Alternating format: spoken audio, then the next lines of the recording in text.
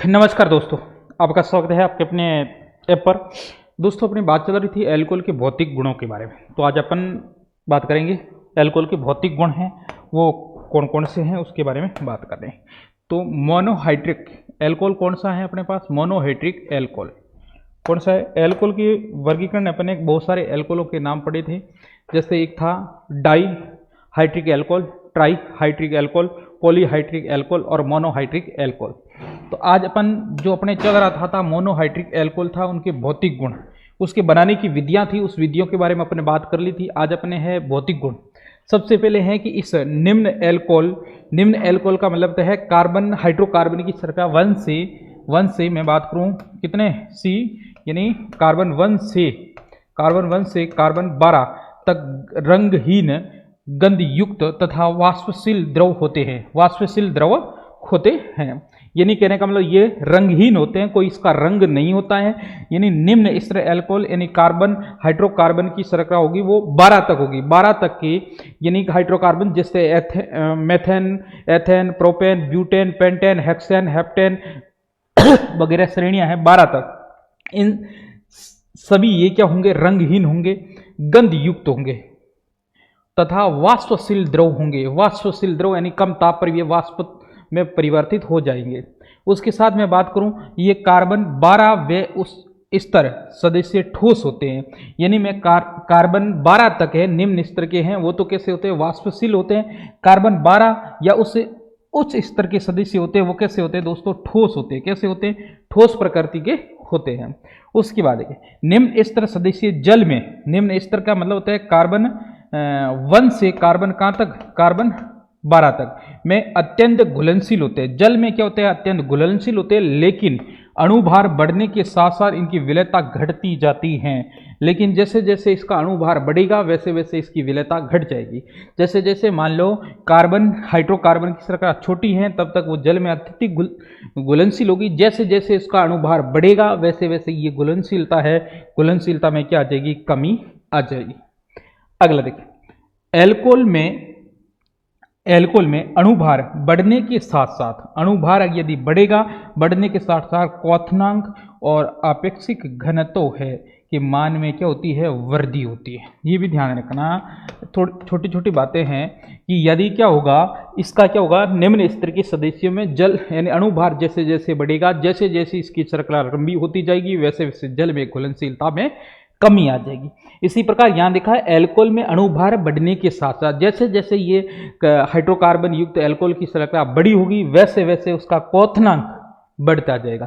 क्वथनांक का मतलब होता है वह निश्चित ताप पर जिस पर कोई वस्तु है वो क्या है? कहने का मतलब अवस्था परिवर्तित करती है वो क्वथनांक। जैसे जैसे अणुभार बढ़ेगा उसका क्वथनांक भी बढ़ता जाएगा और अपेक्षित घनत्व है वो भी उनके अणुभार के सापेक्ष बढ़ता है।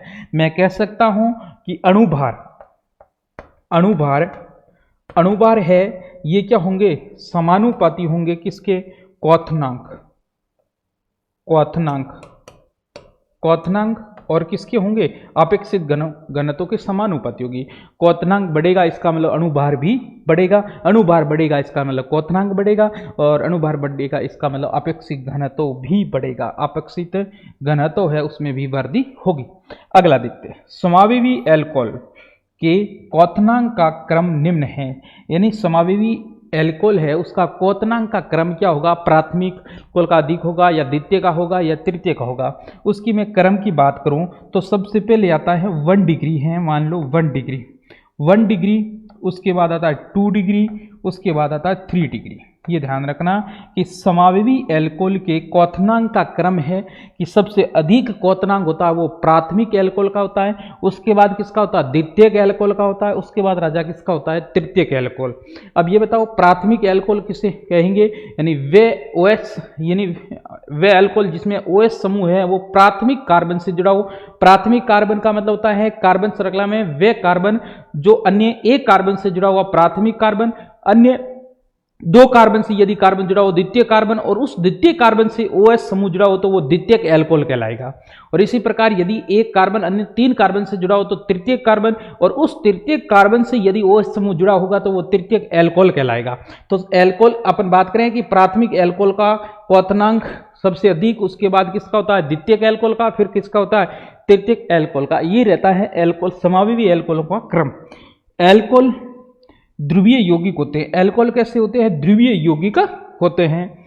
उसके बाद हाइड्रोजन बंध, अब ये बात करें इसके भौतिक गुण में, हाइड्रोजन बंध भी इसके अंदर पाए जाते हैं। वो किस प्रकार से हैं, हाइड्रोजन बंध किसे कहते हैं वो देख लेते हैं। जब दो प्रबल विद्युत ऋणी परमाणुओं के मध्य एक हाइड्रोजन परमाणु आता है, यानी कहने का मतलब है कि जब दो प्रबल विद्युत ऋणी परमाणुओं के मध्य एक हाइड्रोजन परमाणु आता है, ठीक है, तो उच्च परमाणु हाइड्रोजन के मध्य स्थित विद्युत आकर्षण बल, उच्च हाइड्रोजन के मध्य स्थित विद्युत आकर्षण बल उत्पन्न हो जाता है। उस बल से बने बंध को क्या कहते हैं हाइड्रोजन बंध कहते हैं।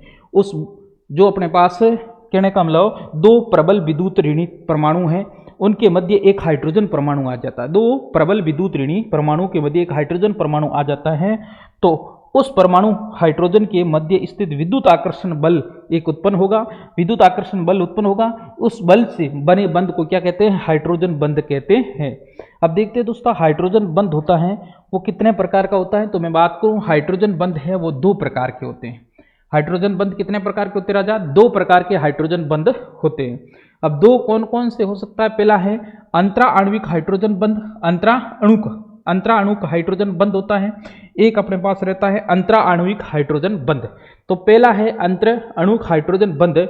ये बंध दो अणुओं के मध्य बनता है। ये बंध कहाँ बनेगा, दो अणुओं के मध्य बनता है।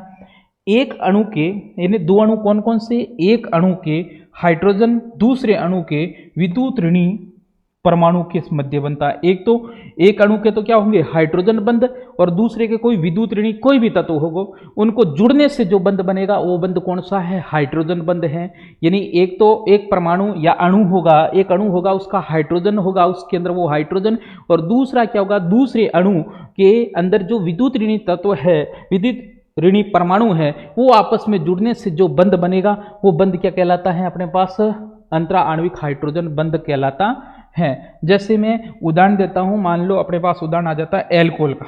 किसका उदाहरण आ जाता है दोस्तों, एल्कोहल का उदाहरण आ जाता है अपने पास। जैसे एग्जाम्पल के अंदर बात करूं तो अपने पास आता है एल्कोहल। एल्कोहल के उदाहरण से अपन समझते हैं। एल्कोहल के उदाहरण देखते हैं। जैसे एल्कोहल में क्या होता है, ऑक्सीजन परमाणु से एक तो जुड़ा हुआ है कौन, एल्किल समूह, एक इससे जुड़ा होता है वो कौन सा है, हाइड्रोजन। हाइड्रोजन जुड़ा हुआ है यानी विद्युत ऋणता को दर्शाता है। ये हाइड्रोजन है, ये हाइड्रोजन पे क्या है, प्लस विद्युत ऋणता है। अब ये हाइड्रोजन परमाणु गया। दूसरे इसके अंदर अपन बात करें, जैसे ऑक्सीजन है, ऑक्सीजन से ये एल्किल समूह जुड़ा हुआ है, और यहाँ जुड़ा हुआ है अपने पास हाइड्रोजन। ये तो कौन सा हो जाएगा, माइनस अधिक विद्युत ऋणी, ये हाइड्रोजन वाला।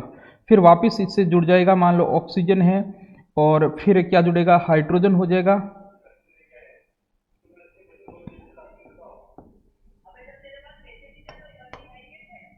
माइनस हो जाएगा, ये विद्युत ऋणता प्लस की हो जाएगी। फिर और बात करते हैं, जैसे ऑक्सीजन है, यहाँ से एल्किल समूह, ये प्लस की विद्युत ऋणता हो जाएगी, और ये H है, ये कौन सॉरी माइनस की हो जाएगी ये, और ये विद्युत ऋणता प्लस की हो जाएगी। अब मैं यहाँ से बात करूँ, यहाँ पर हाइड्रोजन है, ये हाइड्रोजन है, हाइड्रोजन कहाँ से जुड़ेगा, हाइड्रोजन जुड़ेगा दूसरे अणु यानी दूसरा कौन सा है, एल्कोहल जुड़ रहे हैं, तो इसमें अणु के विद्युत ऋणी परमाणु, विद्युत ऋणी कौन है, ऑक्सीजन, यहाँ से ये जुड़कर ये क्या है, बंध बना लेगा। इसी प्रकार ये बंध बना लेगा। ये जो बंध बनाते हैं आपस में, ये बंध है, इन बंधों को अपन क्या कहते हैं, अंतरा आणविक हाइड्रोजन बंध कहा जाता है। अगला हाइड्रोजन बंध का प्रकार है वो है अंत्य अणुक हाइड्रोजन बंध। किससे कहते हैं, किसी अणु में विद्यमान हाइड्रोजन परमाणु तथा विद्युत ऋणी परमाणु के मध्य बनने वाला बंध अंत्य आणविक हाइड्रोजन बंध कहलाता है। किसी अणु में विद्यमान हाइड्रोजन परमाणु तथा विद्युत ऋणी परमाणु के मध्य बनने वाला बंध ही क्या कहलाता है, अंत्य आणविक हाइड्रोजन बंध कहलाता है। आगे अपन देखते हैं। ये था अपने पास क्या, जो हाइड्रोजन बंध थे, यानी कहने का मतलब उनके बारे में पढ़ा था। ये सारा का सारा था, ये अपने पास क्या था, जो एल्कोहल है मोनोहाइड्रिक एल्कोहल के भौतिक गुणों के बारे में अपन ने किया था। अगले नेक्स्ट वीडियो के अंदर अपन पढ़ेंगे, नेक्स्ट क्लास के अंदर अपन पढ़ेंगे जो मोनोहाइड्रिक एल्कोहल है उनके रासायनिक गुण कौन कौन से हैं उसके बारे में बात करेंगे। भौतिक गुण हो गए।